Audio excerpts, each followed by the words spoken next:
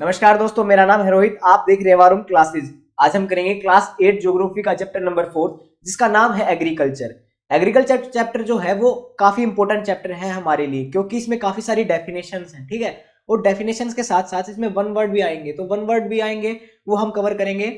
और सोसाइटी से रिलेटेड भी ये काफी इंपॉर्टेंट है, क्योंकि जो हमारा फार्मर है, जैसे कि हम जानते हैं कि जो हमारी बेसिक नेसेसिटीज है वो है रोटी, कपड़ा और मकान। तो जो रोटी है, जो हमें भोजन मिलता है, वो एक फार्मर की उससे मिलता है। इसीलिए हम बोलते हैं जय जवान जय किसान। जैसे कि आपको पता है कि जो जवान है वो हमारी प्रोटेक्शन करता है, और जो किसान है वो हमें भोजन देता है। तो जो फार्मर है उसका एक इंपॉर्टेंट रोल है हमारी लाइफ में। तो चलिए हमारे टॉपिक को स्टार्ट करते हैं, जिसका नाम है फर्स्ट का इकोनॉमिक एक्टिविटीज। जो इकोनॉमिक एक्टिविटीज है वो होती कैसे है। मान लीजिए एक प्लांट है, उसकी हेल्प से हम शर्ट बनाते हैं। ठीक है, वो पूरी इकोनॉमिक एक्टिविटीज होती कैसे है। तो ये 3 सेक्टर्स में डिवाइड है: primary sector, secondary sector and tertiary sector. अगर आपको नोट्स बनाने हैं तो वीडियो को पॉज कर लीजिएगा। ठीक है, वीडियो को पॉज करके जो नोट्स बनाने हैं वो तैयार करिए, और मैं आपको समझाते जाऊंगा साइड बाय साइड। तो प्राइमरी सेक्टर की बात करें या फिर प्राइमरी एक्टिविटी की बात करी जाए, तो उसमें क्या होता है कि हम रॉ मटेरियल्स को निकालते हैं, एक्सट्रैक्ट करते हैं रॉ मटेरियल्स को। मान लीजिए एग्जांपल से समझते हैं। ठीक है, एक कॉटन है, कॉटन जो है वो हम प्लांट से लेते हैं। ठीक है, तो ये हो गया प्राइमरी एक्टिविटी। और इसी कॉटन से हम थ्रेड बना के एक शर्ट बना रहे हैं कॉटन की, इसे हम बोलते हैं सेकेंडरी एक्टिविटी। सेकेंडरी एक्टिविटी में क्या होता है, प्रोडक्शन होता है। जैसे कि आपको एनिमेशन में देख रहे होगे कि जो ये है ना फर्स्ट वाला, इसमें है प्राइमरी। ठीक है, प्राइमरी एक्टिविटी। सेकंड में जो ये वाला है, इसमें क्या है कि प्रोडक्शन हो रहा है, तो ये है सेकेंडरी सेक्टर। और जैसे हम सर्विस प्रोवाइड करते हैं, जैसे कि हमें वो शर्ट मार्केट में बेचनी है, या फिर हम कोई भी सर्विस दे रहे हैं, बैंकिंग है, इंश्योरेंस है, ये सब आते हैं टर्शरी सेक्टर में। तो ये जो 3 एक्टिविटी है, primary activity, secondary activity and tertiary activity, ये आपसे एग्जाम में पूछ सकते हैं। और ये जो आपके सामने दे रखे हैं डेफिनेशंस, आप इसमें से लिख सकते हो। नेक्स्ट अब फार्म सिस्टम। हर एक चीज जो है एक सिस्टम से चलती है, तो फार्म सिस्टम जो है एग्रीकल्चर है, इसमें भी एक सिस्टम है। जैसे कि हमें पता है, जब हम स्टार्टिंग में क्या करते हैं कि सीड को डालते हैं। ठीक है, फिर उसमें हम इरिगेशन देते हैं, फिर उसको प्लांट जब आता है, फिर उसके ऊपर फल आते हैं। तो ये एक सिस्टम है। हम ये नहीं करते जैसे हम कोई भी क्रॉप्स को ग्रो करते हैं, पहले हार्वेस्ट करते हैं, फिर उसके ऊपर फर्टिलाइजर्स डालते हैं। इसका एक सिस्टम है। जैसे कि हम पहले प्लफिंग करते हैं, फिर सोइंग करते हैं, फिर इरिगेशन करते हैं, फिर वीडिंग करते हैं, और फिर हार्वेस्टिंग करते हैं। तो एग्रीकल्चर जो है वो एक सिस्टम पर चलता है, जिसे हम फार्म सिस्टम बोलते हैं। और इसमें क्या है, जैसे कि पहले हमें इन्वेस्टमेंट करनी होती है, जैसे कि हमें सीड्स डालने होते हैं, फर्टिलाइजर्स, मशीन्स, लेबर का यूज़ करते हैं। उसके बाद क्या है कि इरिगेशन वगैरह, और ये एक सिस्टम को फॉलो करते हैं। उसके बाद क्या है, हमें क्रॉप्स मिलती हैं। ठीक है, और ये पोल्ट्री प्रोडक्ट्स जो है मिलते हैं। तो आप एनिमेशन देख रहे होगे, जैसे कि यहाँ पर एक सिस्टम चल रहा है, तो ये सिस्टम है फार्म सिस्टम। नेक्स्ट बात करते हैं एरेबल लैंड की। एरेबल लैंड की बात मैं क्यों ला रहा हूँ यहाँ पर, देखिए आप यहाँ पर इंडिया का मैप देखिए। ठीक है, इंडिया का जो ये हमारा प्यारे भारत का मैप है, इसमें एरेबल लैंड देखिए बहुत ज़्यादा है, और दूसरे कंट्रीज के कंपैरिजन में एरेबल लैंड इंडिया के पास बहुत ज़्यादा है। तो जो स्टूडेंट्स ये बोलते हैं कि इंडिया जो है वो अच्छा देश नहीं है, वो इसके पास फैसिलिटीज़ नहीं है, आप एरेबल लैंड देखिए, बाकी देशों को देखिए। जैसे कि इस यहाँ इस पोर्शन में देखिए। ठीक है, इस पोर्शन में देखिए। ठीक है, यहाँ पर देखिए एरेबल लैंड है ही नहीं। तो इंडिया के पास अच्छी एरेबल लैंड है, और अच्छी जो है कल्टीवेशन हो सकती है, अच्छा एग्रीकल्चर हो सकता है। अब बात करते हैं हम कुछ डेफिनेशंस की, जैसे कि एग्रीकल्चर है, सेरिकल्चर है, पीसीकल्चर है, विटिकल्चर एंड हॉर्टिकल्चर। ये आपकी डेफिनेशन आएंगी 1 मार्क्स की। ठीक है, तो एग्रीकल्चर क्या होती है, the science and art of cultivation. जैसे कि हम क्रॉप्स को ग्रो करते हैं सोइल पे, इसको हम बोलते हैं एग्रीकल्चर।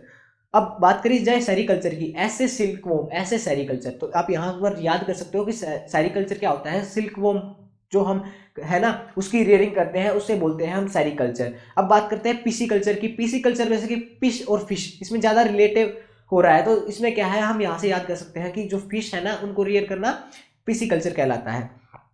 अब ब्रीडिंग बोलते हैं, जैसे breeding of fish is known as pisciculture. अब बात करते हैं विटिकल्चर की। विटिकल्चर में क्या है कि हम ग्रेप्स की कल्टीवेशन करते हैं। ठीक है, ग्रेप्स को ग्रो करते हैं, उनको सेल करते हैं, उसे बोलते हैं हम विटिकल्चर। अब हॉर्टिकल्चर की बात करी जाए, हॉर्टिकल्चर में क्या होता है कि वेजिटेबल्स को ग्रो करते हैं। ठीक है, फ्रूट्स को ग्रो करते हैं, इन सब को बोलते हैं हम हॉर्टिकल्चर। तो ये 1 बाय 1 आपको याद करनी है, और 1 बाय 1 आपके सामने डेफिनेशंस दे रखी है, आप नोट्स बना सकते हो। अब बात करें फार्मिंग की। फार्मिंग क्या है, काफी टाइप की फार्मिंग है। आपको इसमें दिख रहा होगा कि फार्मिंग जो है वो कितने टाइप की है। ठीक है, फार्मिंग जैसे बात करी जाए, फार्मिंग जो है सब्सिस्टेंस फार्मिंग है, कमर्शियल फार्मिंग है। इनको हम 1 बाय 1 समझेंगे। पहले एक बार इसको हम डिफाइन कर लेते हैं। तो फार्मिंग जो है वो सब्सिस्टेंस फार्मिंग है और कमर्शियल फार्मिंग है। फिर सब्सिस्टेंस फार्मिंग के अंदर 2 टाइप है, intensive farming and primitive subsistence farming. ठीक है, और प्रिमिटिव सब्सिस्टेंस फार्मिंग जो है उसके 2 टाइप है, shifting cultivation and nomadic herding. अब कमर्शियल फार्मिंग की तरफ जाते हैं तो कमर्शियल जो है कमर्शियल ग्रेन्स को ग्रो करते हैं, मिक्स फार्मिंग करते हैं और प्लांटेशन क्रॉप्स को ग्रो करते हैं। तो ये थी फार्मिंग के बारे में। अब इनको हम वन बाय वन डिफाइन करते हैं। तो सब्सिस्टेंस फार्मिंग में क्या होता है कि the type of farming is practised to meet the needs of the farmers family. अब आपके पास डेफिनेशन अगर आपको पूछ लेता है तो आपको ये लाइन लिखनी है जो आपको पैराग्राफ में दे रखी है। अब इनको हम समझते हैं। तो सब्सिस्टेंस फार्मिंग और कमर्शियल फार्मिंग को हम वन बाय वन समझ लेते हैं। तो मान लीजिए एक छोटा किसान है, यहाँ पर आप देखिए, तो एक छोटा किसान है ना जो वो करता है सब्सिस्टेंस फार्मिंग, और जो एक बड़ा किसान है जो लैंडलॉर्ड है वो करता है कमर्शियल फार्मिंग। अब सब्सिस्टेंस फार्मिंग के दो टाइप थे। आपको अगर सब्सिस्टेंस फार्मिंग लिखना है तो यहाँ पर लिख लीजिए। अगली स्लाइड पे हम चलते हैं। इंटेंसिव सब्सिस्टेंस फार्मिंग जो है, इंटेंसिव सब्सिस्टेंस एग्रीकल्चर बोल सकते हैं।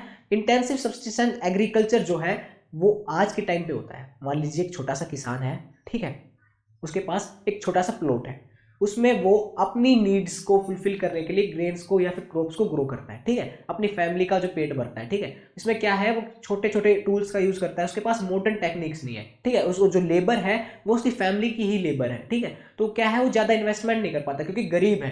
तो ये है इंटेंसिव सब्सिस्टेंस एग्रीकल्चर या फिर सब्सिस्टेंस एग्रीकल्चर। लेकिन पुराना टाइम जो है या फिर फॉरेस्ट में जो ट्राइबल पीपल यूज करते हैं ना, वो है प्रीमिटिव सब्सिस्टेंस एग्रीकल्चर। मतलब कि पी से पुराना और पी से प्रीमिटिव, आप यहाँ पर याद कर सकते हो। तो प्रीमिटिव सब्सिस्टेंस एग्रीकल्चर जो है वो पहले के लोग यूज करते थे, जो ट्राइबल पीपल हैं वो यूज करते थे, या फिर अभी जो फॉरेस्ट में चलता है ना वो होता है प्रीमिटिव सब्सिस्टेंस एग्रीकल्चर। मेनली जो छोटा किसान है वो इंटेंसिव सब्सिस्टेंस फार्मिंग करता है। अब इसके दो टाइप हैं, शिफ्टिंग कल्टीवेशन और नोमैडिक हर्डिंग। शिफ्टिंग कल्टीवेशन की बात करी जाए तो क्या है, जैसे कि आप यहाँ पर देख रहे हो कि यहाँ पर जो है फॉरेस्ट में आग लगा रखी है। तो वो क्या करते थे कि मान लीजिए यहाँ पर आपके सामने ये देखिए, ठीक है, ये एक फील्ड है या एक फॉरेस्ट है, यहाँ के पेड़ काटते थे लोग और यहाँ पर कल्टीवेशन करते थे या फिर यहाँ पर क्रॉप्स ग्रो करते थे। काफ़ी टाइम तक यहाँ पर क्रॉप्स ग्रो करते थे। तो उसके बाद क्या है कि जो सोइल है हमें पता है इनफर्टाइल हो जाती है, क्योंकि फर्टिलाइजर्स तो थे नहीं उनके पास। तो ये इनफर्टाइल होने के बाद वो क्या करते थे, यहाँ से उठकर दूसरी जगह माइग्रेट कर जाते थे और दूसरे फॉरेस्ट को कट करते थे, दूसरे ट्रीज को कट करते थे और वहाँ पर क्रॉप्स को ग्रो करते थे। तो इसको बोलते हैं शिफ्टिंग कल्टीवेशन, एक जगह से दूसरी जगह पर शिफ्ट होना। इसका दूसरा नाम है slash and burn agriculture. Slash and burn agriculture आपको एग्जाम में आ सकता है कि शिफ्टिंग कल्टीवेशन का दूसरा नाम क्या है, तो उसका नाम है slash and burn agriculture. Slash and burn agriculture में जैसे मैंने बताया कि जो पेड़ों को काटते थे और वहाँ पर आग लगाकर उसको छोड़ के चले जाते थे। तो ये था शिफ्टिंग कल्टीवेशन। दूसरी बात करी जाए तो दूसरा टाइप है नोमैडिक हर्डिंग। नोमैडिक हर्डिंग में जैसे आप देख रहे होंगे कि यहाँ पर जो है एनिमेशन है कुछ, ठीक है, ये राजस्थानी टाइप में कुछ आदमी आपको दिख रहे होंगे। तो ये क्या है, इसमें क्या होता था कि जो ये है ना अपनी एनिमल्स को लेकर चलते हैं, ठीक है, एनिमल्स के प्रोडक्ट्स को सेल करते हैं, जैसे कि मिल्क है, घी है, ठीक है, शिप्स को भी रखते हैं कई, तो वो क्या करते हैं वूल को सेल करते हैं। तो ये जो है नोमैडिक हर्डिंग है, ठीक है, अभी काफ़ी कम है देखने को नजर आते हैं।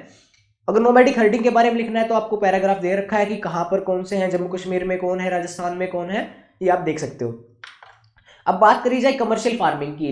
कमर्शियल फार्मिंग क्या है, थोड़ा सा बड़ा किसान जो होता है जिसके पास थोड़े से ज़्यादा खेत है, ठीक है, जो थोड़ा सा लैंडलॉर्ड है, उस टाइप में वो क्या करता है कमर्शियल फार्मिंग। कमर्शियल फार्मिंग का क्या मतलब है कि अपनी बेसिक नेसेसिटीज तो फुलफिल हो ही रही हैं, साथ के साथ वो उसको सेल करके, क्रॉप्स को सेल करके अपना प्रॉफिट जनरेट कर रहा है, तो उसे बोलते हैं कमर्शियल फार्मिंग। जैसे इसमें क्या करता है कि मॉडर्न टेक्निक्स को यूज करता है, अच्छी इरिगेशन फैसिलिटीज को यूज करता है, जिससे क्या है फर्टिलाइजर्स का यूज करता है, हाई यील्ड सीड्स का यूज करता है, जिससे क्या है कि क्रॉप्स जो है वो ज्यादा होती हैं, उसको अच्छा प्रॉफिट होता है। अब बात करी जाए मिक्स्ड फार्मिंग की। मिक्स्ड फार्मिंग क्या है, मिक्स्ड फार्मिंग में क्या होता है कि डिफरेंट क्रॉप्स ग्रो करते हैं। जैसे कि मान लीजिए एक यहाँ पर आप देख रहे होगे इस एनिमेशन में कि डिफरेंट क्रॉप्स ग्रो करी हैं, लेकिन एक अनदर एग्जांपल से समझते हैं। मान लीजिए एक फील्ड है, ठीक है, एक इसमें क्या करता है कि वो इस टाइप पे, तो यहाँ पर तो फोडर, ठीक है, यहाँ पर कोई भी क्रॉप्स ग्रो कर लेता है, यहाँ पर एनिमल्स को रियर कर रहा है, यहाँ पर फिशिंग कर रहा है, तो इसे बोलते हैं मिक्स्ड फार्मिंग, ठीक है। अलग अलग काम एक ही जगह पर करने से क्या है, यहाँ पर अच्छी वो एक दूसरे का यूज करके, जैसे कि जो एनिमल्स थे उनके प्रोडक्ट से फिशेस को, मतलब एनिमल्स का जो वेस्ट प्रोडक्ट था उससे फिशेस का खाना बन सकता है, या फिर जो मैन्योर बनता है वो क्रॉप्स में डाल सकते हैं। तो ऐसे मिक्स्ड फार्मिंग जो है वो एक इंपॉर्टेंट कमर्शियल फार्मिंग है। बात करी जाए प्लांटेशन की। प्लांटेशन जो है वो सबसे डिफिकल्ट होती है, ठीक है, क्योंकि इसमें हाई इन्वेस्टमेंट नीड होती है, लेकिन इससे क्या है, इसका प्रॉफिट भी बहुत ज़्यादा होता है। तो प्लांटेशन में क्या है कि प्लांटेशन एक ऐसी कमर्शियल फार्मिंग है जो जिसमें सिंगल क्रॉप ग्रो करते हैं, जैसे कि कॉफी है, टी है, शुगर केन है। आपने देखा होगा शुगर केन का, तो क्योंकि टी और कॉफी तो मेनली माउंटेन्स में होती है, ठीक है। जो माउंटेन्स में रहता है उन्होंने देख रखी होगी टी और कॉफी की प्लांटेशन। तो जैसे कि हमने टी की प्लांटेशन देख रखी है, तो टी में क्या है कि वो एक जगह से दूसरी जगह पर ले जाना होता है। जैसे हमारे इंडिया में ईस्ट में ज़्यादा जो है टी होती है, तो वहाँ से लेकर हम हमारे नॉर्थ में लाते हैं, तो ट्रांसपोर्ट फैसिलिटी अच्छी होनी चाहिए। और यहाँ पर आपके सामने दे रखे हैं कि ब्राज़ील में कौन सी है, श्रीलंका में कौन सी है। तो ये सारी प्लांटेशन के बारे में था। अब बात करते हैं डिफरेंट डिफरेंट क्रॉप्स की। अब राइस है, व्हीट है, मेज है। राइस में कौन से आपका क्वेश्चन क्या आएगा? क्वेश्चन ये आएगा कि जो हमारी राइस है उसके लिए कैसा टेम्परेचर चाहिए, उसके लिए रेनफॉल कैसी चाहिए, ठीक है। तो आपको यहाँ पर देखना है, आपके सामने पैराग्राफ दे रखा है, यहाँ पर आप पढ़ लीजिएगा। राइस में क्या है कि हाई रेनफॉल चाहिए, ठीक है, हाई ह्यूमिडिटी चाहिए, ठीक है। हाई ह्यूमिडिटी मतलब कि पानी ज्यादा चाहिए, रेनफॉल ज्यादा चाहिए, ठीक है, टेम्परेचर भी हाई चाहिए। अब व्हीट में क्या है कि मॉडरेट टेम्परेचर होना चाहिए। और हार्वेस्टिंग के टाइम पे जैसे हम गर्मियों में देखा है कि गेहूं की कटाई होती है, तो व्हीट जो है वो गर्मियों में कटता है। ये सब आपको याद करना है। ऐसे ही मेज के बारे में आपको याद करना है, ऐसे सामने से देख सकते हो। ऐसा ही है मेज, कॉटन और जूट। यहाँ से एक क्वेश्चन बन सकता है कि गोल्डन फाइबर जो है वो किस क्रॉप को बोलते हैं? तो जो जूट है उसे हम गोल्डन फाइबर बोल सकते हैं। और बाकी जो है हाई रेनफॉल चाहिए कॉटन के लिए, हाई टेम्परेचर चाहिए कॉटन के लिए, ये सब आपको सामने दे रखा है, आप यहाँ से याद करिएगा। मैं एक्सप्लेन नहीं करूंगा क्योंकि बोरिंग हो जाएगा इसमें। ऐसे ही कॉफी और टी के बारे में दे रखा है जो हाई एल्टीट्यूड में होती है। आप सामने देख सकते हो एनिमेशन में कि ये जो है ये टी है और ये साइड में जो है ये कॉफी है। तो अब बात करी जाए एग्रीकल्चर डेवलपमेंट की। एग्रीकल्चर डेवलपमेंट में क्या होता है कि ये बोल रहा है कि हमें HYV सीड्स का यूज करना चाहिए, ठीक है। अच्छी जो इरिगेशन फैसिलिटीज है वो देनी चाहिए क्रॉप्स को, और जो फर्टिलाइजर्स और पेस्टिसाइड्स हैं जिससे हमारी क्रॉप्स में डिजीज ना हो वो यूज करना चाहिए। तो इस तरह हम एग्रीकल्चर को डेवलप कर सकते हैं, ठीक है। तो ये सब था एग्रीकल्चर के बारे में। आज के लिए बस इतना ही, मिलते हैं नेक्स्ट वीडियो में। अगर वीडियो अच्छी लगी है तो शेयर करिए अपने दोस्तों के साथ, सब्सक्राइब कर लीजिए वारूम क्लासेस के लिए। मिलते हैं नेक्स्ट वीडियो में। Thank you.